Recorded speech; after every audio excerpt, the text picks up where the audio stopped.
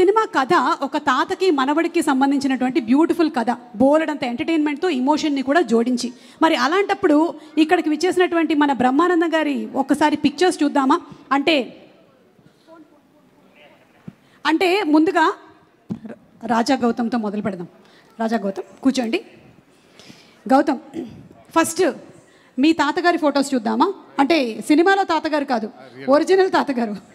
Let's have the picture please. Yes, ఏమైనా చెప్పాలనుకుంటున్నారా మీ తాతగారు అండ్ మీ నాన్నమ్మ గారి గురించి? అంటే నేను పుట్టినప్పటి నుంచి నాకు వాళ్ళతో పరిచయం లేదు. నేను పుట్టినప్పుడే లేరు. ఓకే.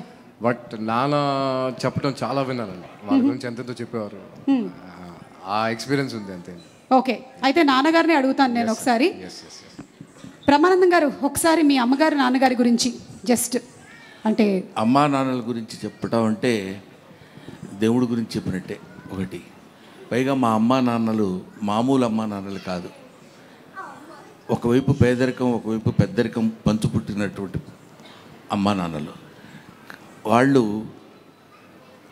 నా తల్లిదండ్రులని చెప్పుకోవడానికి, నా జీవితాన్ని ఒక మార్గం వైపు నడిపించడానికి మా నాన్న చెప్పిన మాట ఒక్కటే ఒకటి గుర్తుంది, ఇప్పటికీ చెప్పాలనిపిస్తుంది. ఎక్కడైనా చెప్తుంటాను కూడా. నాన్న, నీకంటే నేను ఎక్కువ చదువుకోలేదురా, కానీ నాకు తెలిసిన విషయం ఒకటి చెప్తాను. ఏంటంటే, ఒక మనిషి 18 రోజులు ఆహారం లేకపోతే చచ్చిపోతాడు నాన్న. కానీ 17 రోజుల వరకు don't stretch your hand to anybody. On 18th day నువ్వు ఎవరినైనా అడిగి తెచ్చుకోవచ్చు. అప్పటి వరకు అడగొద్దు, లేకపోతే ఈ 17 రోజులు చచ్చిపోతున్నట్టే ఉంటుంది నాన్న అని చెప్పాడు. స్టిల్ ఇవాళ వరకు ఎవరు నా జీవితంలో లెక్చరర్గా చేసిన దగ్గర నుంచి ఇప్పటి వరకు నేను అప్పు చేసి కానీ, అప్పు ఎప్పుడు తీరుస్తారని ఎవరిని అడగటం కానీ నాకు తెలియదు. అది మా నాన్న అమ్మ నాకు నేర్పినటువంటి ఒక అద్భుతమైన పాఠాలు. ఎన్నో పాఠాల్లో ఇదొక పాఠం. Thank you so much Brahmanandam గారు. రాజా గౌతమ్ గారి తాతగారిని అలాగే నానమ్మని చూసాము. మరి ఇప్పుడు ఒక్కసారి మనము బ్రహ్మానందం గారి మనవడిని మనవరాల్ని చూద్దామా? ఒరిజినల్, సినిమాలో కాదు. ఎక్కడ పిక్చర్ ప్లీజ్. అంటే గౌతమ్ వాళ్ళ పిల్లల తాతగారు. సార్, ఈ లైఫ్ ఎలా ఉంది సార్? మొన్ననే డిస్కస్ చేసాం మనం ఈ విషయం. వాళ్ళు చాలా మొహమాటం లేకుండా కొన్ని విషయాలు చెప్తారంట. ఏం చెప్తారు సార్? నువ్వు గుర్తుపెట్టుకున్నావా? బాగా గుర్తుపెట్టుకున్నాను సార్. ఇట్లాంటి బాగా గుర్తుంటాయి సుమా. అబ్బా సార్, ఒక్కసారి ఈరోజు చిరంజీవి గారికి చెప్పకుండాలాగా ఆయనకి చెప్పుకోవడానికే సగం ఉంటాయి. దాన్ని ఏమంటారు, ఏంటో ఆయన గురించి ఏదైనా మాట్లాడటానికి 40 ఏళ్ల క్రితం భయం పడిపోయింది. అవునా? 40 ఏళ్ల క్రితం ఏం భయం పెట్టారు? భయపెట్టడం అంటే ఏంట్రా అని కాదు. ఇప్పుడు నిన్ను చూడగానే రాజీవ్ భయపడుతుంటాడు చూడు, అలాగా. అంటే నీకు ఈజీగా అర్థమైపోయింది చూసినప్పుడు. అలాగా ఆయన is such a legendary personality. First time ఆయన అక్కడ చూసినప్పుడు వాళ్ళ ఇంటి ముందు బజుల్లా రోడ్లో ఒక 50 మంది 60 మంది పొద్దునే ఉంటారు జనం. వాళ్ళల్లో ఒకడిని నేను అని అరిచిన రోజు ఉంది నాకు తెలుసు. అప్పటి నుంచి అతను ఇలా రండి పిలవండి అని చెప్పినప్పుడు వెళ్ళి పలకరించిన ఆ రోజులు అవి గుర్తుండి ఆయన కాలు దిగి గౌక్కని వెళ్ళిపోతుంటే సార్ తాత అంటే అలవాటు అయిపోయింది. ఇప్పటికి 40 ఏళ్ళు అయింది ఆయనతో పరిచయం. అయినా అంటే పెద్ద మాటలు అనవసరమైన మాటలు మాట్లాడకూడదు కానండి, స్టిల్ భయమే సుమా. అదిగో ఇలా మెచ్చుకుంటున్నా కూడా ఇలా చేయి పెడదామంటే భయం. ఏం మాట్లాడితే మళ్ళీ మిమ్మల్ని ఆ సినిమాలో లాగా ఫ్రిడ్జ్లో దాచిపెడతారు. అది ఆయనకి నాతో పరిచయం చూసారా? ఆయనకి నాతో పరిచయం అంటే ఎంత దుర్మార్గమైన మాట అట్లా అనొచ్చా? ఆయనతో నాకు పరిచయమైన రోజు ఏంటంటే, నిజం నాగేశ్వరి గారు, ఆయనేమో అక్కడ ఇట్లాంటి హీరోని కాను నేను అంటే అబ్బాయిలో చేస్తున్నాడు. అది నువ్వే చేయొచ్చు కదా. సరే నేనేదో చేద్దాను కదా అనుకున్నా. చేస్తుంటే నేను అక్కడ నిలబడి ఒక చిన్న మట్టి కుప్ప మీద నిలబడి చేస్తున్నాడు ఆయన. నేను ఇలా చూస్తున్నాను, యా అని అరుస్తున్నా. ఎవడాడు ఎవడు అదే అరుపులు, పక్క నుంచి పంపించండి అనగానే ఆయన అనటం ఓవర్ ల్యాప్లో ఒకటి చొక్కా పట్టుకుని నన్ను ఆనందంగా పక్కకి తీసుకెళ్ళాడు. అక్కడి నుంచి అప్పుడు పాపం చాలా ఇంట్రెస్ట్, అంటే అప్పటికి నా గెటప్ అదంతా చాలా వేరుగా ఉందిలేండి. అప్పుడే సత్యాగ్రహం అనే సినిమాలో చేస్తే అప్పుడు హెయిర్ ఉండేది, అప్పుడు లేదు. గుండుతోటి ఒక ఎర్ర చొక్కా ఒకటి వేసుకుని అక్కడ నిలబడితే వాళ్ళకి 1 2 3 4 స్టెప్స్ ఇవన్నీ ఉంటాయి కదా. ఆ తర్వాత చిరంజీవి గారిలో ఉన్న, అంటే మీరు ఏదో ప్రశ్న అడిగితే నేను ఏదో సమాధానం చెప్తాను. ఆ ఫోటో ఒకసారి మళ్ళీ ప్రెజెంట్ చేయండి అమ్మా. చెప్తా.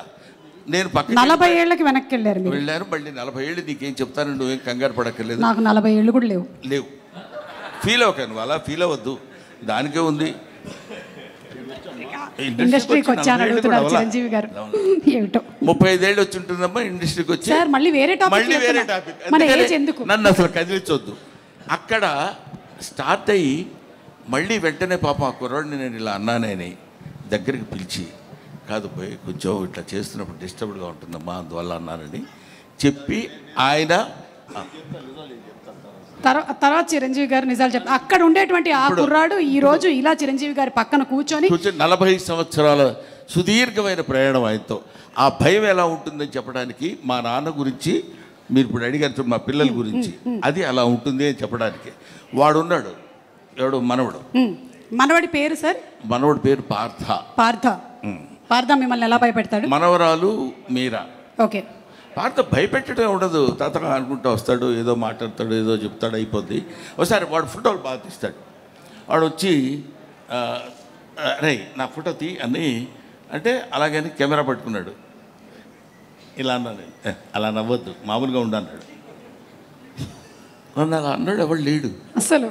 బ్రహ్మానందం గారు అంటే ఆనందంగా నవ్వుతారు, బ్రహ్మానందం గారు నవ్వు అంటాం కానీ నువ్వు నవ్వటం ఎందుకురా, నవ్వించన్నట్టు చిన్న ఎక్స్ప్రెషన్ ఇచ్చాడు. సరే, అది మనవడితోటి. మనవరాలు నిన్న ఇప్పుడు వచ్చింది, దాన్ని ఏమంటారు, ట్రైలర్లో నేను కొడతాను కదా. అవును. కొడుతున్నప్పుడు గప్ప పరిగెడు, ఎందుకు నాన్న తొత్తావు, నాన్నని ఎందుకు తొత్తావు అది గట్టిగా. అది దానికి 2 years, వాడికేమో 5 years. దట్ ఈస్ నా మనవరాలతో నాకున్నటువంటి. అసలు కన్నా వడ్డీ ముద్దని ఊరికే అనరు, అందుకనే అంటారనమాట. Okay, so thank you. And అలాగే ఈరోజు ఈ కార్యక్రమానికి మనకి ముఖ్య అతిథిగా విచ్చేసినటువంటి చిరంజీవి గారి జీవితంలోకి ఒకసారి తొంగి చూస్తే, చిరంజీవి గారి తాతగారి ఫోటో ఒకసారి, let's have the photo please. Chiranjeevi గారి తాతగారి పిక్చర్ ఇప్పటి వరకు నాకు తెలిసి మేమైతే చూడలేదండి, ఫస్ట్ టైం చూస్తున్నాం. అంజనీదేవి గారి father, the great personality Chiranjeevi గారు. ఒక్క వాక్యం వారి పేరు లేదంటే వారి గురించి చెప్పాలని రిక్వెస్ట్ చేస్తున్నాము, మీ చిన్ననాటి అనుభవాలు ఏదైనా. మా అమ్మగారి తండ్రి గారు రాధాకృష్ణ నాయుడు. ఆయన నెల్లూరు వాసి, కానీ మొగల్తూరులో సెటిల్ అయ్యి అక్కడ స్టేట్ ఎక్సైజ్ ఇన్స్పెక్టర్గా రిటైర్ అయ్యారు ఆయన. అండ్ ఆయన నీకు ఎవరు పోలికలైనా ఎవరి బుద్ధి అని రావచ్చు, కానీ ఆయన బుద్ధులు మాత్రం రాకూడదురా అనేవాళ్ళు. ఎందుకంటే ఆయన రసికుడు.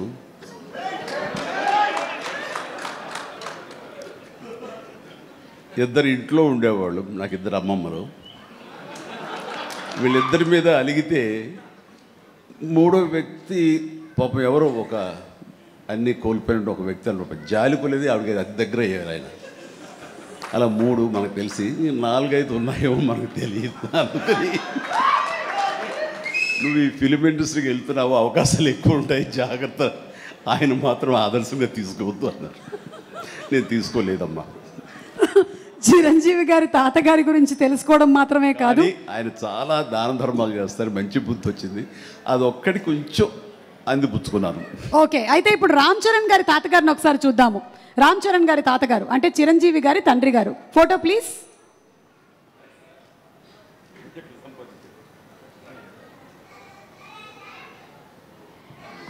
అమ్మా ఎస్, చిరంజీవి గారు ఈ ఫోటో వెనకాల ఏదో ఒక చిన్న స్టోరీ ఉందంట.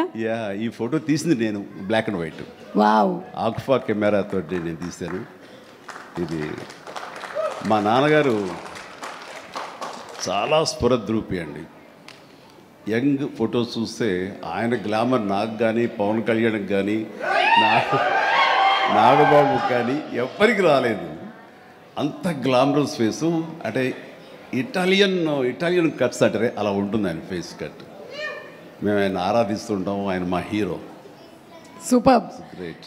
Thank you. అండ్ ఫైనల్లీ ఒక పిక్చరు క్లింకారా వాళ్ళ తాతగారి ఫోటో చూద్దాము. Photo please. అమ్మ తొందరగా ఏంట్రా బాబు. అది మేము ఇంకా ఫేస్ స్పష్టంగా చూడలేదు, కానీ విత్ ఆల్ ది మనవరాళ్ళు ఇంట్లో ఉన్నప్పుడల్లా నాకు మా గ్రాండ్ డాటర్స్ ఉన్నట్టు ఉండదు, ఒక లేడీస్ హాస్టల్ వార్డెన్లాగా ఉంటుంది నాకు. లేడీస్ హాస్టల్ వార్డెన్ లాగా, చుట్టూ ఆడపిల్లలే, ఒక్క మగాడు. అరే చరణ్ ఈసారికైనా సరే ఇంకొక అబ్బాయిని కనరా, మన లెగసీ కంటిన్యూ అవ్వాలరా అని కోరిక. తనకి అసలు ఈ ముద్దు ఈ అమ్మాయి అంటేనే, మళ్ళీ ఇంకో అమ్మాయిని కంటాడేమో నా భయం. Lovely kids. Thank you so much Chiranjeevi గారు, thank you so much Brahmanandam గారు. అండ్ ఎస్, తాతగారుల గురించి కొన్ని beautiful information and beautiful stories, ఇమోషనల్వి షేర్ చేశారు. ఇప్పుడు సినిమాకి సంబంధించి